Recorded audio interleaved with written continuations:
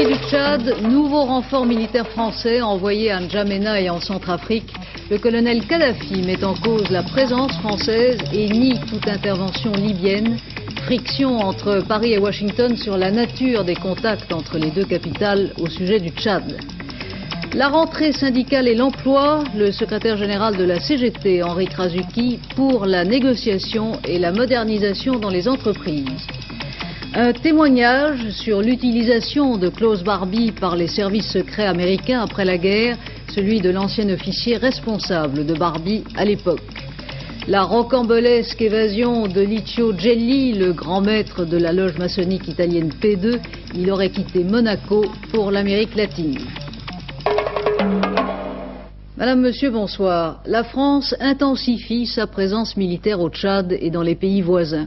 3 unités de combat et une unité de commandement de la 9e division infanterie de marine ont quitté Paris en début d'après-midi pour la République centrafricaine où elles vont prendre la relève des unités qui ont été envoyées au Tchad. Un général chargé de coordonner la mission militaire au Tchad sera prochainement envoyé à N'Djamena. Le ministre de la Défense, Charles Hernu, l'a annoncé au président de la Commission de défense de l'Assemblée nationale. La présence de nos soldats fait partie de la dissuasion qui peut faire progresser la solution diplomatique recherchée, a déclaré M. Hernu, qui à Roissy a passé en revue avant leur départ les troupes envoyées aujourd'hui. Michel Perrault. Aéroport de Roissy-Charles de Gaulle, 12h30. Parti de Vannes aux premières heures de la matinée, 458 hommes de la 9e division d'infanterie de marine sont rassemblés au pied du Boeing 747 qui doit les emmener en République centrafricaine. Ils partent à Bangui, relever des troupes envoyées précédemment au Tchad. Avant leur départ, le ministre de la Défense, Charles Hernu, passe les troupes en revue. Les 3 derniers rangs, une section de canons d'autodéfense antiaérienne. La 9e division d'infanterie de marine, dont certains éléments ont participé à la force multinationale d'intervention au Liban, cette division fait partie des forces d'assistance rapide créées au printemps dernier et destinée à combattre des partisans bien armés en zone désertique. Je pense que la France n'aura pas à se servir, mais qui montre en tout cas la volonté du gouvernement français unanime d'assumer avec nos armées la protection du Tchad. On parle de règlement diplomatique. Est-ce que ce nouveau départ laisse penser que vous ne pensez plus à cette solution, vous n'y croyez moins? Vous savez, je suis le ministre de la Défense et non pas le ministre des Relations extérieures. Et la présence de nos soldats fait partie de la dissuasion. Et leur présence pèsera sur la solution diplomatique espérée, si elle est possible. Il n'y a aucune contradiction. Il n'y a aucune contradiction. Est-ce qu'il est exact qu'il y a des Jaguars à N'Djamena? Écoutez, je ne suis pas à N'Djamena, là je suis à Roissy. Les 3 unités de combat et l'unité de commandement embarquées à bord du Boeing devaient décoller de Paris à 14h30. Ils seront à Bangui dans la soirée. Au Tchad, le cessez-le-feu intervenu il y a 6 jours entre les forces gouvernementales et les partisans de Goukouni Wedei soutenus par la Libye continue d'être respecté. Dans la capitale tchadienne, le pont aérien établi par l'armée française continue d'acheminer hommes et matériel. Jean-Marc Ilouz. C'est dans la nuit du 9 au 10 août que, venant de Centrafrique via le Cameroun, 30 parachutistes français traversent en bateau le fleuve Chari et débarquent à N'Djamena. Leurs prédécesseurs avaient quitté le Tchad le 17 mai 80. Officiellement, le ministre de la Défense a donné ordre à une unité française de faire mouvement vers N'Djamena. Officiellement, ce sont des formateurs et des instructeurs militaires qui sont envoyés, dit Charles Hernu, au titre de nos accords de coopération avec le Tchad. Ils ne doivent pas participer au combat. Deuxième explication officielle, c'est en raison du début d'internationalisation du conflit tchadien par la Libye que la France va retourner au Tchad, avec 314 soldats et un dispositif à mettre en place en 48 heures. L'opération Manta a commencé, mais sans les Jaguars réclamés par Hissène Habré. Le 10 août, les forces gouvernementales évacuent Faya-Largeau, écrasé par l'aviation libyenne. Le 11 août, 2 régiments de la 11e division de parachutistes prennent à leur tour le chemin de l'Afrique. Transal français et C-141 américains déchargent à N'Djamena un matériel de plus en plus sophistiqué, du missile anti-char au missile anti-aérien. Le 13 août commence une deuxième phase de l'opération Manta. 200 parachutistes quittent la capitale pour prendre position à Abéché, dans l'est du pays. Le 14 août, un autre détachement est dirigé sur Salal, soit à 450 km au nord-est de N'Djamena. Le 15 août, les envoyés spéciaux dans la capitale tchadienne comptent entre 7 et 800 soldats. Le 16, des effectifs supplémentaires quittent Nantes. Un troisième détachement est envoyé au nord d'Abéché, à Biltine. Les para-instructeurs sont bien chargés d'une mission de dissuasion, faire comprendre à la Libye que tenter de franchir la ligne Salal-Biltine-Arada, ce serait s'attaquer à la France. Le 17, 58 spécialistes de logistique quittent Rennes pour le Tchad. Ce matin, ce sont 450 hommes qui quittent Roissy pour Bangui en Centrafrique. À Paris, on apprend de sources informées que désormais 2500 hommes participent à l'opération Manta. Selon des sources militaires occidentales, le colonel Kadhafi, de son côté, continue d'envoyer des armes et du matériel à Faya-Largeau, au nord du pays, et des experts militaires soviétiques y seraient présents pour entretenir le matériel de fabrication soviétique. Il n'y a pas de force libyenne au Tchad, a tranquillement affirmé ce matin le colonel Kadhafi, qui tenait une conférence de presse à Monastir, en Tunisie, à l'issue d'un séjour officiel de 2 jours. Au cours de cette conférence de presse et aussi dans un entretien avec nos confrères de TF1, le dirigeant libyen a mis en cause la présence française au Tchad. La France n'a rien à y faire, a-t-il dit, tout en convenant qu'il était en contact avec Paris. Pas de solution en vue à court terme, mais la négociation reste possible, a-t-il ajouté. Patrick Clément. Et Kadhafi, en grand uniforme pour cette conférence de presse, était entouré d'une vingtaine d'Amazones, dont voici à droite un exemplaire auréolé de jaune. Les 19 autres, redoutables jeunes femmes qui lui servent de garde de corps, étant dispersées dans la salle. À Monastir donc, cet après-midi, Kadhafi a tout d'abord estimé que la présence française au Tchad n'avait pas de justification juridique, puisque les accords de 76 liant Paris à N'Djamena concernaient toute agression qui viendrait de l'étranger. Et après cette question où on lui demandait combien de Libyens étaient présents au Tchad, il répondait « Je viens de vous le dire, la présence française n'a pas de justification au Tchad puisqu'il n'y a pas d'étrangers et il n'y a pas de Libyens qui se battent au Tchad. » Et pour mieux se faire comprendre, il répétait cette affirmation plusieurs fois. Il ajoutait ensuite que Goukni Oueddaï était un ami de la France, alors qu'Hissène Habré était, lui, un ami de l'Amérique. La Libye, ajouta-t-il, est prête à participer à tout effort tendant à rétablir la paix au Tchad. Kadhafi insistait ensuite sur le fait que la présence française au Tchad ne contribuait pas à résorber la crise. Je pense, a-t-il ajouté, que la France n'a jamais été impliquée à ce point dans un conflit depuis ses interventions en Asie et en Afrique à l'époque coloniale. Et avant de partir pour Monastir, le colonel Kadhafi a ajouté à ses amis tunisiens qu'il était toujours en contact avec Paris et qu'il envisageait un règlement diplomatique avec Paris. L'information reste au conditionnel, mais elle semble sérieuse. Des avions de combat français pourraient dès demain se poser à N'Djamena.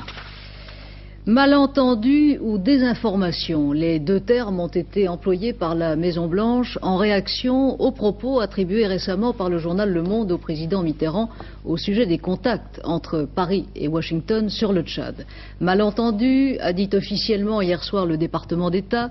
Totale désinformation manipulée par Paris, dit-on officieusement, notamment au sujet de l'envoi d'avions radars américains, envoi qui aurait été demandé par la France, alors que Paris affirme ne pas avoir été consulté. Ce soir, le ministre américain de la Défense lui-même a précisé que les avions radars ont été envoyés au Soudan parce que les Français ont fait savoir qu'ils en avaient besoin. Fin de citation. Des contradictions, Albert Duroc, qui ne sont pas vraiment niées du côté français. L'explication de cette polémique est assez simple. Les objectifs de la politique étrangère française et ceux des États-Unis sont souvent proches, mais ils sont quand même différents. En ce qui concerne le Tchad, l'accord est complet sur l'objectif numéro 1. Il faut donner un coup d'arrêt à l'intervention militaire de la Libye. C'est chose faite, en tout cas pour l'instant, avec l'arrivée des contingents français. Les Américains auraient souhaité une intervention plus rapide, et c'est là que la différence commence. Le colonel Kadhafi obsède Washington, où on le considère comme l'exécutant pur et simple des ambitions soviétiques en Afrique. À Paris, en revanche, on pense qu'un jour, le colonel cherchera à se démarquer de Moscou, et tout en étant ferme à son égard, on veut ménager l'avenir. La divergence ne s'arrête pas là. Ce qui agace les responsables français, c'est l'insistance mise par Washington à convaincre que la concertation franco-américaine est totale, comme si Paris ne pouvait pas agir sans l'accord de Washington, comme si l'armée française avait reçu mandat d'être, au nom de l'Occident, le gendarme de l'Afrique. L'Élysée veut au contraire que l'indépendance des décisions françaises ne puisse pas être mise en doute, d'où l'insistance avec laquelle on dément à Paris une étroite coordination franco-américaine et un quelconque partage des zones d'influence. Querelle de forme, peut-être. Américains et Français sont alliés sur l'essentiel, mais chacun sait que les premiers usent et parfois abusent de leur puissance, alors que les seconds sont très susceptibles lorsqu'il s'agit de leur souveraineté. Un débat sur les relations franco-américaines à propos du Tchad opposera dans notre dernier journal à 23h10 Éric Rouleau du Monde, le journaliste qui a été reçu récemment par le président Mitterrand, et l'américain Scott Sullivan de Newsweek. L'URSS s'engage à ne pas être la première à mettre en orbite dans l'espace toute arme anti-satellite. C'est en ces termes que le numéro 1 soviétique Yuri Andropov, qui recevait aujourd'hui à Moscou un groupe de sénateurs américains, a annoncé un moratoire unilatéral sur les armes anti-satellites. Cette décision, selon le chef du Kremlin, constitue une nouvelle preuve concrète de la bonne volonté de l'Union soviétique au moment où les négociations de Genève sur la limitation des armements nucléaires en Europe peuvent encore aboutir si Washington joue le jeu, a-t-il dit. Nouvelle manœuvre de propagande, réplique Washington, qui souligne que le Kremlin a profité de la visite de sénateurs de l'opposition démocrate. Washington rappelle aussi que depuis le gel unilatéral annoncé par Moscou l'an dernier, le nombre de fusées SS-20 pointées sur l'Europe s'était accru d'au moins 50 unités. L'URSS, rappelons-le, possède déjà un satellite tueur de satellites, alors que les États-Unis n'en sont qu'aux essais. Violents affrontements aujourd'hui encore au Pakistan entre les forces de l'ordre et les manifestants qui suivent la campagne de désobéissance civile lancée par l'opposition. 3 villes ont été placées sous le contrôle de l'armée. Oui, nous avons utilisé Klaus Barbie, mais c'était pour la bonne cause. Au lendemain des excuses officielles de Washington à la France, telle est en substance la réaction de l'ancien officier des services secrets américains qui, à l'époque, avait la charge de traiter Barbie, autrement dit d'exploiter sa connaissance de certains milieux politiques en Europe. Un témoignage qui s'ajoute au dossier que nous rappelle Hervé Brusini. Le voici donc, ce rapport de 218 pages où les États-Unis, 30 ans plus tard, avouent leur protection du criminel de guerre, Barbie. 218 pages et 4 ans de travail pour situer les responsabilités américaines dans toute l'épopée du sinistre tortionnaire de la prison de Montluc. De son recrutement en 1947 par les services du CIC, entendez le contre-espionnage américain, à sa fuite en Bolivie, une fois devenu Klaus Altman, toujours par la grâce des services américains. Des services qui pouvaient être au courant de la qualité, entre guillemets, de leur nouvelle recrue, puisque dès 1944, Barbie figurait sur la liste des criminels de guerre au numéro 239. Pourtant, M. Kolb, qui était, comme on dit, l'officier traitant de Barbie, n'est pas de cet avis. Barbie n'était pas accusé de crimes de guerre. À notre connaissance, les Français le réclamaient surtout pour qu'il identifie des collaborateurs, des traîtres. Primarily to identify and possibly serve as a witness against Frenchmen of the political center and right who allegedly had collaborated and turned traitor. Alors pourquoi fallait-il employer un tel personnage? En 1948, c'était la guerre froide. Et on nous a donné subitement de nouvelles tâches. En plus du programme de dénazification, et dans une certaine mesure de la recherche des criminels de guerre, il nous fallait infiltrer le Parti communiste à Berlin et pénétrer le rideau de fer. Et nous partions de zéro. Monsieur Kolb, vous n'avez pas de regrets? Oh, Mr. Downs. Oh, c'est très difficile de répondre. Je voudrais dire une chose quand même. Je suis sûr que ce n'était pas l'intention du département de la justice, mais on a donné l'impression que jusqu'à il y a 10 ans, nos services de renseignement étaient truffés de gens sans principe. C'est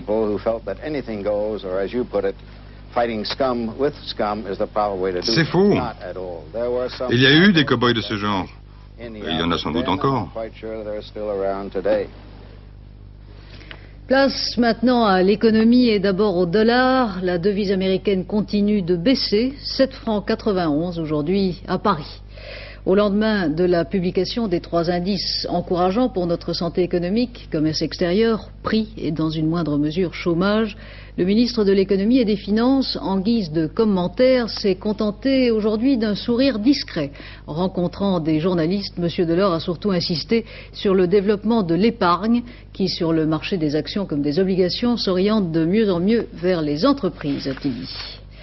Avant la rentrée tout court, la rentrée syndicale est déjà amorcée. Première à s'expliquer, après la trêve de l'été, sur la situation de l'emploi et l'attitude de son propre syndicat, Henri Krasuki, secrétaire général de la CGT, qui était tout à l'heure l'invité d'Antenne 2 Midi.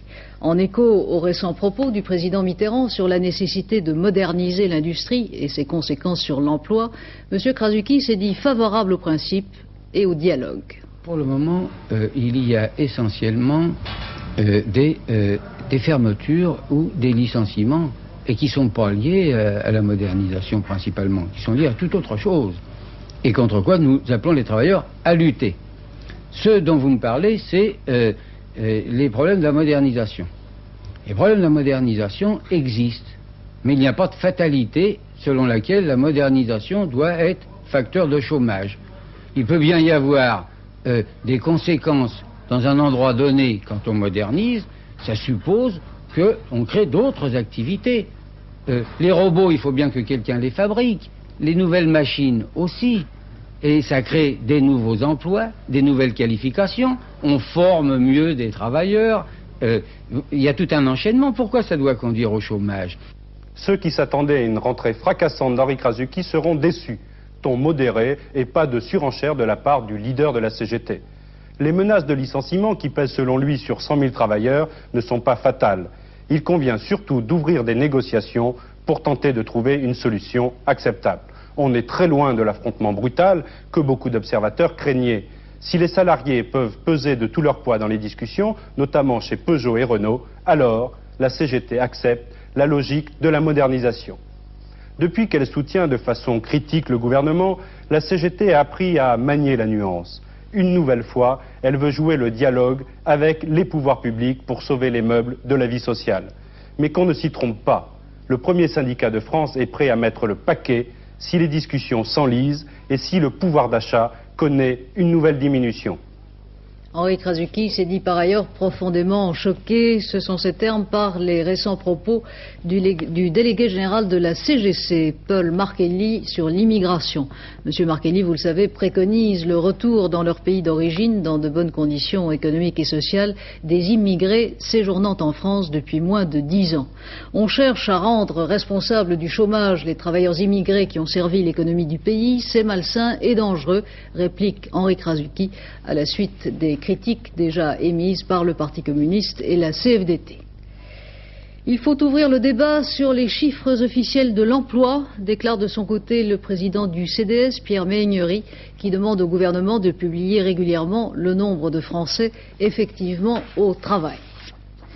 Le gouvernement a désigné aujourd'hui un expert pour examiner la demande des 7371 suppressions d'emplois formulées par le groupe Peugeot-Talbot. Jean Prada, conseiller maître à la Cour des comptes, aura 3 mois pour étudier le dossier et les arguments du groupe Peugeot, déjà critiqué en juillet par le gouvernement. Les syndicats CGT et Force ouvrière se félicitent de la décision gouvernementale.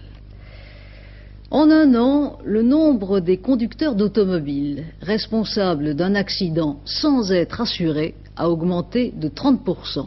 C'est ce qu'indique le Centre de documentation et d'information de l'assurance. Daniel Catelin expose le problème. 5500 en 1980, 7000 en 81, le nombre de conducteurs non assurés ayant provoqué un accident a donc augmenté de 30% en un an. Ce chiffre ne prend pas en compte les non-assurés involontaires, ce qui est votre cas si par exemple votre fils prête votre propre voiture à un ami. Mais pourquoi refuse-t-on volontairement de s'assurer? Il y a différents facteurs, il n'existe aucun sondage à ce propos, mais enfin on peut supposer que des questions financières entrent dans ligne de compte. Et puis vous avez toujours des personnes qui estiment échapper à tout contrôle de gendarmerie, de police et éviter bien sûr l'accident. L'accident ça n'arrive qu'aux autres. Qu'est-ce qu'on risque quand on roule sans assurance? une peine de prison ou une peine d'amende. Les peines de prison sont fixées entre 10 jours et 6 mois, les peines d'amende entre 100 francs et 60 000 francs.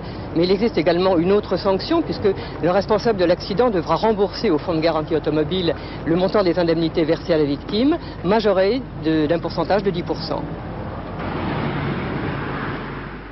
Monsieur, j'ai un accrochage avec un adversaire, puisque c'est comme ça qu'on dit, qui s'avère ne pas être assuré. Qu'est-ce qui se passe? Est-ce que moi je vais être remboursé? Oui, vous pouvez saisir le fonds de garantie qui vous indemnisera de vos dommages si l'adversaire n'est pas solvable. Vous me remboursez dans quel délai en moyenne? C'est très variable. Si vous me fournissez les pièces très rapidement, vous pouvez être indemnisé c'est de l'ordre de combien? Quelques mois? Dans 15 jours, 3 semaines, mais ça peut aussi durer 3 mois ou plus. Et est-ce que je suis sûr d'être remboursé quel que soit le montant des dégâts? Non, parce qu'il y a des limitations en ce qui concerne le préjudice matériel, notamment une sorte de franchise qu'on appelle abattement qui est actuellement de 1500 francs. C'est-à-dire qu'on a tout intérêt à avoir des accidents avec des gens assurés. Exactement. Évidemment, on ne peut pas choisir son adversaire. Environ 20 millions de véhicules circulent en France et 30 000 conducteurs, estime-t-on, ont choisi de rouler sans assurance. Ceux-là ne pensent peut-être qu'au petit papier jaune qu'ils doivent présenter aux gendarmes. Ils ne doivent pas oublier que le défaut d'assurance peut parfois coûter beaucoup d'argent. La guerre de l'essence continue. Une station-service Leclerc à Palmiers dans l'Ariège est occupée depuis hier par une trentaine de gérants de stations-service qui protestent contre les rabais accordés à la clientèle. Et à Sarrebourg en Moselle, le directeur du centre Leclerc local a été condamné par la Direction générale de la concurrence et de la consommation à une amende de 20 000 francs pour vente à prix illicite de carburant. Il court, le mystérieux Licio Gelli, grand maître de la loge maçonnique italienne P2, qui s'est échappé la semaine dernière de sa prison genevoise. On sait maintenant qu'il a pris à Annecy un hélicoptère pour Monaco. À partir de là, ses traces s'estompent. Jean-Claude Darigo est sur la piste. L'affaire de l'évasion de Licio Gelli, c'est encore ce soir une belle quantité d'interrogations et un écheveau d'hypothèses. De quelle complicité le grand maître de la loge maçonnique P2 a-t-il bénéficié? Quel itinéraire a-t-il emprunté pour fausser compagnie à ses geôliers? Les questions demeurent, et tout d'abord la première. Faisait-il partie du groupe qui embarqua à Annecy le 10 août destination Nice à bord d'un hélicoptère de la compagnie Hélitransport loué à Cannes la veille? Était-il le mystérieux malade sujet à une rage de dents qui passa son temps de vol le visage à moitié dissimulé sous des coussins? Nul ne le sait vraiment. L'itinéraire de l'hélicoptère, en tout cas, a été confirmé. Vous connaissez le nom du client qui a loué cet appareil? Écoutez, notre centrale de réservation le connaît, mais par discrétion, nous ne pouvons pas le dire. Et de toute manière, le nom de ce client a été donné, je pense, à la police de l'air et des frontières, donc qui en a fait l'usage qu'elle souhaitait. Italien? Ben, à notre connaissance, non, il parle très bien français. Et vous savez combien il y avait de passagers? Il y avait 3 passagers dans ce vol. Il y a un certain nombre d'éléments qui font présumer qu'il peut s'agir peut-être de Licio Gelli, mais rien n'est certain. L'un de ces éléments est que la personne qui a commandé le premier vol de reconnaissance le 21 juin a payé en espèces et son identité n'est pas connue. Et c'est la même personne qui a recommandé l'hélicoptère pour l'opération du 10 août. Les chances de récupérer Licio Gelli s'amenuisent de jour en jour. L'Amérique latine, qui a digéré des milliers de nazis, est parfaitement capable, si Gelli y a trouvé refuge, de l'intégrer pour de nombreuses années. Avec Licio Gelli se sont envolés de nombreux éléments sur les scandales financiers italiens de ces dernières années, parmi lesquels l'affaire Sindona et surtout le Banco Ambrosiano et le curieux suicide de Calvi, son ancien patron. En attendant, un gardien de la prison de Genève, qui a probablement été le complice de l'évasion de Gelli, découvre à son tour la vie de cachot avec 3 mois de détention préventive. Vous vous souvenez sans doute de ces terribles images. À Strasbourg, le 3 mai dernier, un vieil homme de 81 ans écrasé par une voiture qui voulait forcer le passage à travers une manifestation d'étudiants en pharmacie. Le tribunal correctionnel de Strasbourg a jugé aujourd'hui l'automobiliste, un homme de 27 ans, en état d'ébriété au moment des faits. Il avait cherché à fuir et sa voiture avait été immobilisée par un étudiant qui lui avait lancé un vélo dans les roues. Le vieillard, le père du grand rabbin de Paris, est mort le lendemain. Le jugement sera rendu en délibéré. C'est une surprise, et même si nous n'en sommes qu'à la 5e journée du championnat de France de football, la prouesse mérite d'être soulignée. L'équipe d'Auxerre a pris en effet la tête du classement devant des équipes à bien plus gros budget comme Monaco, Bordeaux ou le Paris Saint-Germain, sans parler de Saint-Étienne, l'équipe la plus titrée du championnat et qui n'apparaît qu'à la 17e place. Vincent Guérard s'est allé à Auxerre rencontrer l'entraîneur. Auxerre, à la limite de la Bourgogne, 170 km de Paris, 38 000 habitants, 3 églises et un club de football, l'association de la jeunesse auxerroise. Homme à tout faire et symbole du club, Guy Roux, 45 ans, 22 ans de présence à Auxerre. Quand il est arrivé, le club occupait le 550e rang en France. Aujourd'hui, il est au sommet, en tête du championnat de France de première division, grâce en partie à sa victoire à Lens, 3-1. Guy Roux est un homme heureux, mais il reste réaliste. Il ne faut pas croire que quand on est en tête que ça va durer éternellement. Ça peut être mis en cause dès samedi avec le match contre Brest. Et on n'a pas du tout l'impression que ça va durer, mais on savoure la fête. On a le maillot jaune, alors on est content le soir de l'étape. Voilà notre état d'esprit aujourd'hui. On dit que vous êtes un homme fort en gueule, est-ce que c'est vrai? Non, mais le football, contrairement au bridge, est un sport de plein air. Et quand on veut s'adresser aux joueurs qui sont situés à 80 mètres, on ne peut pas murmurer. On ne peut pas non plus les vouvoyer. Jean-Marc Ferry, voulez-vous revenir en défense? Il y a déjà but, vous comprenez. Jean-Marc revient, ça va plus vite. Mot d'ordre à Auxerre, confiance aux jeunes. Cette année, aucun professionnel n'est venu renforcer l'équipe. Les joueurs issus du centre de formation que vous voyez ici, véritable merveille du genre, sont titulaires. Barret, Charles, Cuperli, mais aussi la dernière trouvaille de Guy Roux, l'Ivoirien Basile Boli, plus jeune joueur du championnat. L'exemple reste pourtant Jean-Marc Ferreri, numéro 10, milieu de terrain, lui aussi entièrement formé au club et titulaire de l'équipe de France, qui marque ici son 2e but contre Lens. Je prétends pas être une vedette, d'ailleurs j'aime pas trop ce mot vedette. Non, je suis un joueur parmi tant d'autres, bon, c'est tout. C'est l'esprit d'Auxerre qui veut ça? C'est l'esprit d'Auxerre, oui, peut-être, mais c'est l'esprit aussi de Jean-Marc Ferré qui veut rester comme ça. Ajoutez à cela un bon étranger, le Polonais Zarmak, Joël Bat, le gardien, nouvel international et garant, meilleur buteur actuel du championnat. Vous comprendrez pourquoi. Auxerre est une équipe heureuse. Le 24 août prochain à Toulouse s'ouvrira la saison internationale avec le match France-Pénarol-Montevideo, champion du monde des clubs. Michel Hidalgo a communiqué cet après-midi la liste des 16 Français sélectionnés. Une sélection sans surprise, vous le voyez. Notons toutefois en attaque le retour des Monégasques Bellone et Bravo, ainsi que du Rennais Stopira. Après les championnats du monde d'athlétisme, les 34 médaillés d'Helsinki se retrouvent en compétition à Berlin. Bonne performance des perchistes français avec un triplé qui vient malheureusement une semaine trop tard. Mais la grande vedette à Berlin était encore une fois l'Américain Carl Lewis. Sylvie Josse. Carl Lewis superstar. Au départ du 100 mètres, les 55 000 spectateurs de Berlin applaudissent le roi d'Helsinki. Et au départ, surprise, Lewis couloir 5 est pris de vitesse par Latani et Smith. Mais aux 50 mètres, Carl Lewis passe à l'offensive, il allonge sa foulée pour battre Smith sur la ligne. Au ralenti, l'effort de Lewis, son temps 10 secondes 7 centièmes, soit exactement le même temps qui lui avait permis de remporter le titre mondial la semaine dernière.